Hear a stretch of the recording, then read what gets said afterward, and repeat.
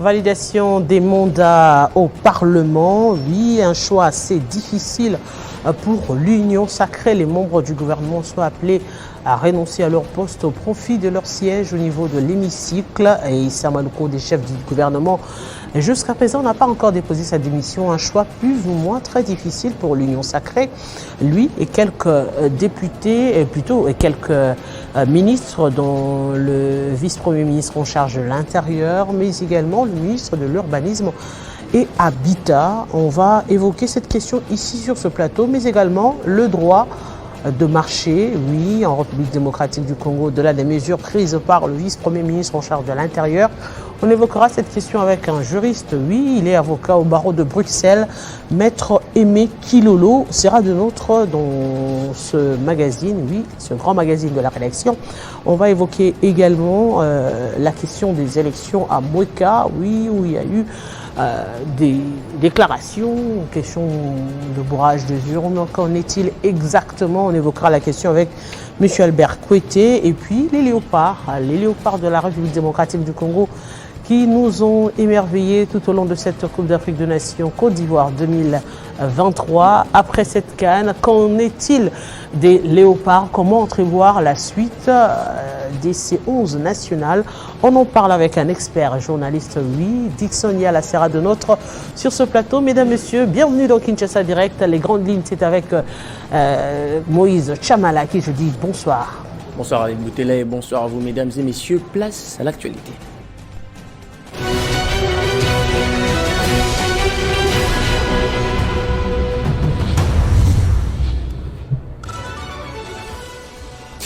À quelques heures de la fin de l'ultimatum annoncé par les bureaux de l'Assemblée nationale, plusieurs ministres, dont le chef du gouvernement lui-même, ne se sont pas encore prononcés sur les choix du législatif ou l'exécutif. Impossible de cumuler les deux mandats. Les concernés ont encore quelques petites heures pour décider de leur avenir dans l'appareil de l'État. Et puis le gouverneur de la ville de Kinshasa est convoqué par les procureurs généraux près la Cour de cassation ce jeudi. Jean-Denis Ngobila, suspendu pour réhabiliter par les vice-premiers ministres de l'Intérieur, fait partie de gouverneurs qui se trouvent sur la liste des 81 candidats invalidés par la CENI pour des irrégularités telles que la fraude électorale. Et après la signature du protocole d'accord entre l'Union européenne et le Rwanda sur les matières premières critiquées, plusieurs Congolais fustigent et dénoncent l'hypocrisie de la communauté internationale. Un appel à l'unité a été lancé pour faire front contre cet état des choses. Tous ces titres vous seront développés à la grande édition des 19h par Nathalie Yoko, mais entre-temps, Kinshasa Direct, c'est de l'autre côté avec Arlette Boutela. Retrouvez toute l'actualité en continu sur www.tele50.cd.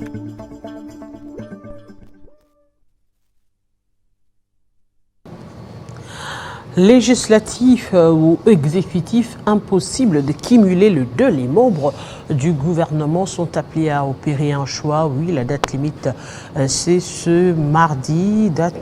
Les 8 jours ont expiré, les 8 jours donnés par l'Assemblée nationale. Donc, ils devront se prononcer aujourd'hui entre rester membres du gouvernement ou choisir l'hémicycle. On en parle tout de suite avec Maître Aimé Kilolo.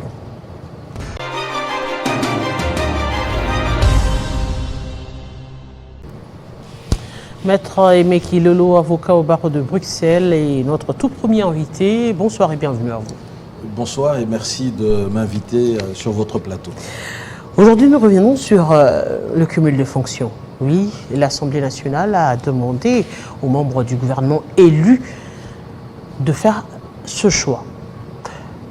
Qu'est-ce que ça peut représenter à ce jour pour la population qui n'arrive pas très bien à comprendre? Parce qu'on se dit par exemple que si on demande aux membres élus de choisir, le cas du chef du gouvernement par exemple, on se dit si le chef du gouvernement dépose sa lettre de démission, est-ce que c'est ipso facto que le gouvernement entier va tomber ou bien c'est un cas à part? Bon, il faut savoir que tout part en réalité du respect de la Constitution dans un état de droit. L'article 108 de la Constitution est très clair à ce sujet. Cette disposition énumère un certain nombre de fonctions qui sont incompatibles avec l'exercice de mandat des députés nationaux, au rang desquels la fonction de membre du gouvernement. Cela étant dit, il faut dire que le principe, c'est celui de la séparation de pouvoir entre le pouvoir exécutif et le pouvoir législatif. Il faut donc éviter qu'une seule personne puisse cumuler à la fois les fonctions législatives et exécutives. Raison pour laquelle, lorsque l'on s'en remet au règlement de l'Assemblée nationale, qui a été reconnu conforme à la Constitution, en son article 19, le texte est très clair pour dire que lorsque une personne qui est élue député national exerce en même temps une fonction politique incompatible avec l'exercice de mandat de député national tel que membre du gouvernement, Premier ministre, vice-premier ou ministre, eh bien, dans ce cas, cette personne dispose en vertu de ce texte réglementaire d'un délai de 8 jours pour opter entre la poursuite de la fonction politique incompatible, en l'occurrence membre du gouvernement, et la poursuite du mandat électif de député national. Alors, il faut dire que les 8 jours commencent à courir à compter de la validation de ses pouvoirs comme député, qui sont faits donc par le bureau provisoire de l'Assemblée nationale. Il faut donc savoir que toutes les validations de pouvoirs qui sont faites le sont d'abord à titre provisoire. Alors, lorsque, à l'expiration des délais de 8 jours, qui me semble-t-il, si les comptes sont bons, pourrait expirer à compter de demain, si pas même aujourd'hui déjà à minuit, si le membre du gouvernement, Premier ministre ou tout autre, n'opère pas un choix clair, ou plutôt n'opère pas de choix tout simplement, c'est-à-dire ne notifie pas clairement à l'Assemblée nationale pour dire « j'opte pour la poursuite ou mon maintien pour le mandat au niveau de l'Assemblée nationale », eh bien, il y a une présomption légale de la loi qui considère que cette personne est présumée avoir renoncé à son mandat de député, ce qui veut dire, en des termes pratiques, que la personne qui, après l'expiration de 8 jours, à compter de la validation de son mandat par le bureau provisoire de l'Assemblée nationale, n'opte pas pour son maintien à l'Assemblée nationale et donc ne renonce pas à sa fonction de ministre, eh bien, cette personne ne pourra plus jamais siéger au niveau de l'Assemblée nationale parce qu'elle est censée avoir renoncé à son mandat. Et d'ailleurs, lorsque vous lisez même les conditions qui mettent fin aux fonctions justement de député national, à part la fin, l'expiration de la législature, le décès du député et d'autres conditions, il y a notamment le fait le fait de démissionner ou même le fait tout simplement d'exercer une fonction incompatible à celle de député national. Donc, ce qui veut dire ici, il appartiendra donc aux différents ministres de se prononcer, mais semble-t-il au plus tard aujourd'hui. Oui, si on vous suit très bien, je veux quand même revenir sur cette question. Je prends le cas du Premier ministre. Si le Premier ministre démissionne maintenant, on sous-entend que le gouvernement tombe, ou bien c'est un cas à part puisqu'il s'agit d'opérer un choix sur son mandat exécutif ou législatif. Bon, il est clair que dans le cas d'espèce, admettons que le Premier ministre, à l'expiration de 8 jours, ne notifie pas à l'Assemblée nationale qu'il démissionne de sa fonction de Premier ministre.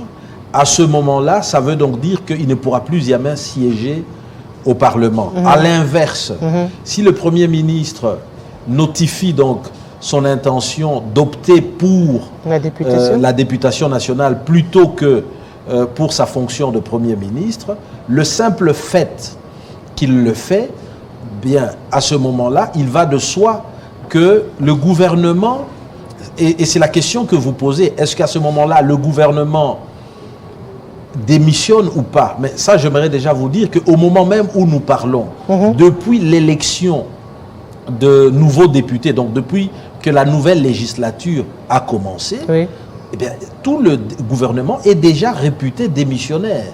Et donc, c'est-à-dire que ça n'a pas d'impact supplémentaire sur les pouvoirs ou le sort de membres du gouvernement, parce que tous les membres du gouvernement, actuellement, à compter du jour où les pouvoirs des députés ont été validés, c'est le début de la nouvelle législature, et à partir de ce moment-là, tout le gouvernement est déjà démissionnaire. Donc si tout le gouvernement est démissionnaire, il n'y a pas intérêt aujourd'hui de voir, par exemple, des politiques accepter de garder leur poste de ministre.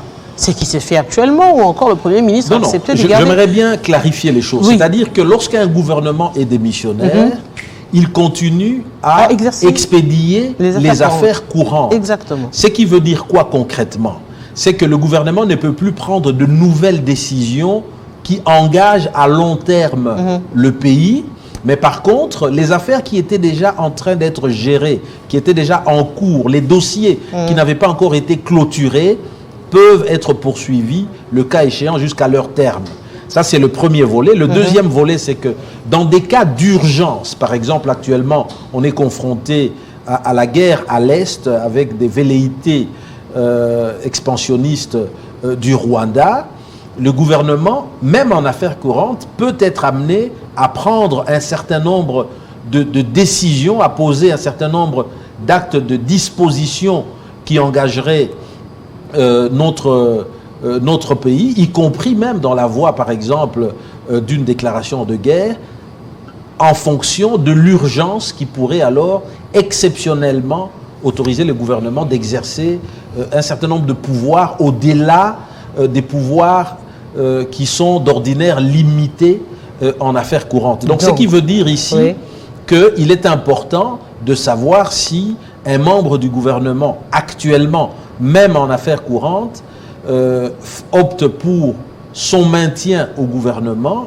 ou bien est-ce qu'il opte pour l'Assemblée nationale. Mais quoi qu'il en soit, si le Premier ministre à lui seul optait pour le maintien, disons, pour l'Assemblée nationale, et qu'il se retire du gouvernement, ça n'empêche pas le gouvernement, en affaires courantes, de poursuivre, de continuer à gérer les affaires courantes. Donc à ce moment-là, ce sera un des vice-premiers ministres qui vient immédiatement après, qui a préséance immédiatement après le Premier ministre, qui pourrait poursuivre alors l'expédition des affaires courantes. Justement, donc les raisons qui pourraient à ce jour, par exemple, permettre à un ministre d'accepter de renoncer à son siège pour l'exécutif, ça pourrait être un peu plus des raisons politiques, parce que vous l'avez dit, le gouvernement est censé être démissionnaire, que lorsque le chef du gouvernement, par exemple, accepte de démissionner, lorsqu'il y a d'ailleurs élection, donc que le chef du gouvernement démissionne ou pas, lorsqu'il y a déjà des élections, il y a de nouveaux membres au niveau de l'Assemblée nationale, l'exécutif est semblé être démissionnaire au niveau du gouvernement. Donc, quelles sont les raisons politiques, par exemple, qui pourraient aujourd'hui permettre à ce qu'un député accepte de céder à son poste au niveau du Parlement? Eh bien, c'est vrai que ce serait assez paradoxal pour un membre du gouvernement qui se présenterait candidat député, qui est censé connaître les règles. Exactement. Qui sait que dès lors qu'il est élu, automatiquement, lorsqu'il opte pour l'Assemblée nationale, il quitte, donc il cesse même d'expédier les affaires courantes au niveau du gouvernement. Il n'y aurait donc pas d'intérêt, me semble-t-il, sauf circonstances exceptionnelles, pour un membre du gouvernement qui était déjà candidat, qui a été élu, de renoncer. Maintenant, on peut imaginer que dans des situations exceptionnelles, comme je le disais tout à l'heure, par exemple, nous sommes confrontés, je le rappelle, à la guerre. Nous avons des millions de Congolais qui sont victimes depuis plus de 2 décennies des atrocités criminelles à la faveur de la prolifération des groupes armés qui sont instrumentalisés par plusieurs pays voisins, dont notamment le Rwanda. Mais il n'y a pas que ces pays voisins, il y a aussi, bien entendu, de lobbies financiers au niveau international qui sont d'ailleurs, pour certains, protégés par certains États occidentaux. Il faut aussi le dire. Le Congo attise véritablement l'appétit et la convoitise de plusieurs États à travers le monde. Ça n'a pas commencé aujourd'hui, ça date déjà de 1885 à la conférence de Berlin. Et donc ceci pour dire simplement que je pourrais être membre du gouvernement et qu'une situation qui nous contraint tout de suite à la déclaration de guerre, même en étant en affaires courantes, par patriotisme, je vois un membre du gouvernement dire « je renonce à mon mandat de député national pour pouvoir servir l'intérêt général au sein du gouvernement démissionnaire, mais en affaires courantes, notamment pour gérer par exemple une situation de guerre qui pourrait, le cas échéant, être déclarée. » Donc je dis ici que en cas d'urgence, la guerre peut être déclarée, l'état de guerre, vis-à-vis notamment du Rwanda, le cas échéant, même en situation actuelle, si jamais la situation sur le terrain le justifiait. Alors parlons quand même de la guerre d'agression nous imposée par le Rwanda. Oui, on a vu des séries de manifestations, pas seulement à Kinshasa, à l'intérieur du pays, même à l'extérieur du pays, à l'extérieur du continent. On a vu les Congolais manifester. On se dit aujourd'hui, des mesures sont tombées. Des mesures sont tombées, par exemple, pour le compte de la République démocratique du Congo. Le vice-premier ministre en charge de l'Intérieur l'a dit. Pas l'attroupement, par exemple, dans la ville de plus de 6 personnes. Interdiction de manifester. Alors qu'on se dit, dans un état de droit, il est quand même anormal de permettre aux gens de refuser ce droit de manifester aux Congolais. Ce qui est sûr, c'est que le gouvernement, ou de manière générale, les autorités politico-administratives, ne peuvent pas légalement s'opposer à l'exercice de la liberté de manifestation de la population. Au contraire, les autorités sont tenues de garantir justement à la population congolaise ce droit fondamental qui est de manifester leur mécontentement, de dénoncer la complicité internationale dans la commission des crimes abominables qui se déroulent à l'est de notre pays, comme je le disais, depuis de nombreuses années. On voit bien entendu des pillages, des viols, des exécutions sommaires, des incendies, parfois des villages entiers qui se commettent, l'enrôlement forcé d'enfants dans les groupes armés. Il s'agit là non seulement de crimes de guerre, mais aussi de crimes contre l'humanité dont sont victimes de millions de Congolais à l'est de notre pays. C'est du droit, bien entendu, de la population congolaise de pouvoir manifester librement. Maintenant, il faut savoir que il y a évidemment une législation qui réglemente l'exercice de la liberté de manifestation. Les organisateurs doivent au préalable informer, je ne dis pas demander l'autorisation, mais informer l'autorité politico-administrative, en l'occurrence le gouverneur de la ville pour le cas de Kinshasa, de la manifestation qui va avoir lieu, l'itinéraire qui est prévu, l'objectif qui est poursuivi par la manifestation et éventuellement l'ampleur de cette manifestation pour permettre aux services de police d'exercer leur mission de protection des biens et des personnes. Maintenant, il faut aussi savoir qu'une manifestation publique qui est protégée par la Constitution et même par les conventions internationales doit obligatoirement se faire par des moyens pacifiques à l'exclusion de tout acte de violence. Et donc, toute manifestation qui se ferait au moyen d'actes de pillage, de vol, de viol, d'atteinte à la liberté d'autrui, d'atteinte aux biens des ambassades ou des représentations diplomatiques, eh bien, dans ce cas-là, on n'est plus juridiquement dans le cas d'une manifestation protégés par la loi, mais il s'agit là d'un attroupement illégal ou même en fonction de l'ampleur, il peut s'agir d'une insurrection populaire et dans ce cas de figure, la police a le droit et même le devoir de disperser une telle manifestation, mais je le dis ici, dans le respect de droits humains, c'est-à-dire interdiction d'utiliser des armes létales, sauf dans des cas extrêmes où des policiers seraient visés directement par des attaques au péril de leur vie, en légitime défense.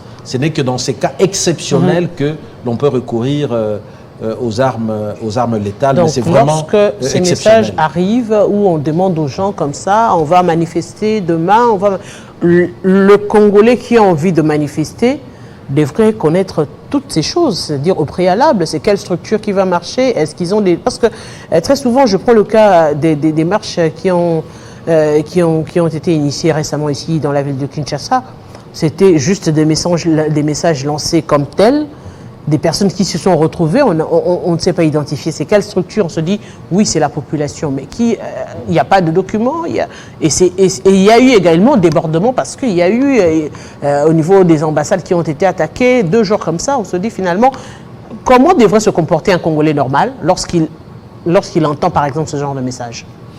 C'est très clair, c'est-à-dire que lorsqu'il y a un tel message, c'est de la responsabilité des organisateurs de la manifestation qui peuvent se voir donc engager leur responsabilité devant les cours et tribunaux de respecter la procédure qui est d'informer au préalable. Même dans tous les États démocratiques, on peut prendre l'exemple en France, eh bien, il y a une obligation de déclaration préalable par les organisateurs de toute manifestation.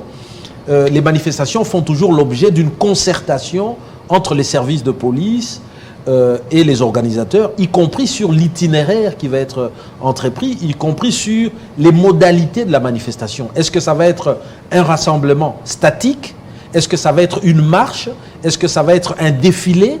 Mais les moyens pacifiques qui sont utilisés, ça peut être par exemple des chants, ça peut être des slogans, ça peut être des images, ça peut être un message par exemple sur des banderoles, mais à aucun moment l'on ne peut autoriser, bien entendu, des activités criminelles.